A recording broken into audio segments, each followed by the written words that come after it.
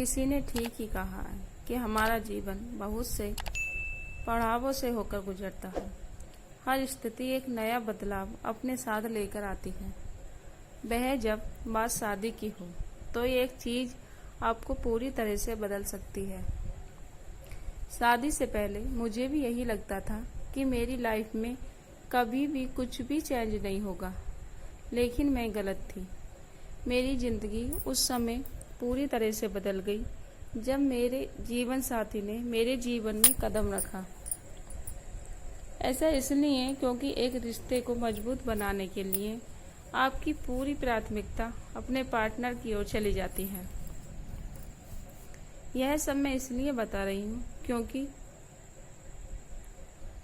मेरा भी यही सपना था कि जब मैं शादी करूँगी तो सब कुछ मेरे और मेरे पति के बारे में होगा, लेकिन ऐसा नहीं हुआ। दरअसल मुझे जरा सा भी अंदाजा नहीं था कि मेरी शादी में बिल्कुल भी प्यार नहीं होगा। मैं किसी ऐसे व्यक्ति को चुन लूंगी जो कभी भी अपनी प्राथमिकताएं मेरे लिए नहीं बदलेगा। दरअसल जब मैं पहली बार अभी से मिली तो मैं उसके लविंग, केयरिंग और जेंटल नेचर की कायल हो गई। वह मेरे साथ बहुत अच्छा था। मैं देख सकती थी कि उसने कितने समझदार तरीके से इस रिश्ते को आगे बढ़ाया था। ऐसा इसलिए क्योंकि उन्होंने रिश्ता पक्का होने के दौरान सभी की राय ली थी। उसने न केवल अपनी माँ और बहनों की सुनी बल्कि उनकी बातों पर ध्यान भी दिया था, जिससे मुझे यह लगा था कि वह मेरी ज़रूरतों का भी ख्याल रखेगा। यही एक वजह थी कि उससे शादी के लिए मेरी उम्मीदें हद से ज़्यादा बढ़ गईं। हमारी शादी का समय आ गया। अभी को अपना जीवन साथी बनाकर मैं बहुत ज़्यादा खुश थी। ऐसा इसलिए क्योंकि मुझे उम्मीद थी कि शादी के बाद हम दोनों पहले से भी ज़्यादा करीब आ जाएंगे, लेकिन ऐसा कुछ भी नहीं हुआ। भले ही ये एक अरेंज मैरिज थी, एक दूसरे को जानने में हमें समय लग रहा था, लेकिन मैं देख सकती थी कि जो समय मेरा होने चाहिए था वह उसे अपनी माँ और बहनों के साथ बिताता था।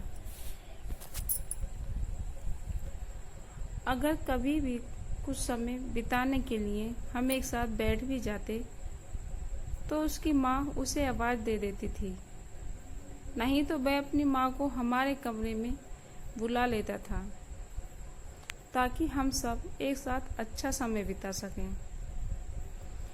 उसने कभी भी मुझे प्यार करने या हमारे रिश्ते को अपनी प्राथमिकता देने की कोशिश नहीं की। यह कभी कभार का होता तो मैं सहन कर लेती,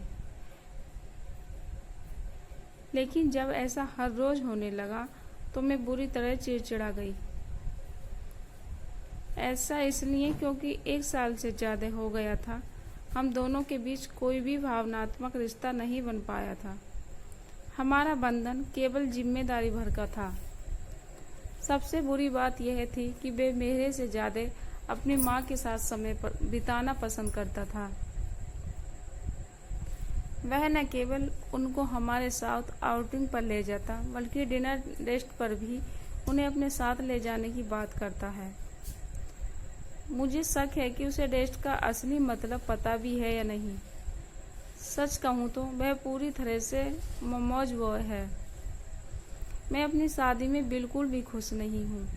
ऐसा इसलिए क्योंकि उसे कभी भी इस बात का एहसास नहीं हुआ कि उसकी पत्नी को क्या चाहिए। एक आदमी का पहला प्यार हमेशा उसकी माँ नहीं रह सकती है।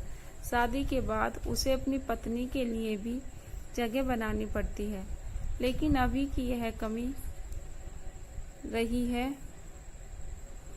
यह कहना बहुत ही बेकार होगा कि मैं अभी तक अपने पति के साथ छुट्टी पर अकेले नहीं गई हूँ। हम जब भी बाहर जाते हैं उसमें हमेशा उनकी माँ और बहनें शामिल होती हैं।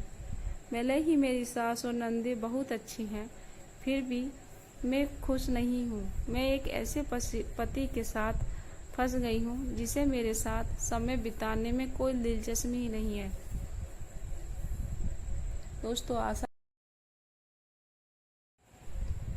दोस्तों आशा करती हूँ कहानी आप लोगों को पसंद आई हो, तो प्लीज़ वीडियो को लाइक शेयर कीजिए और हर रोज़ नई कहानी पढ़ने के लिए चैनल को सब्सक्राइब कीजिएगा। धन्यवाद।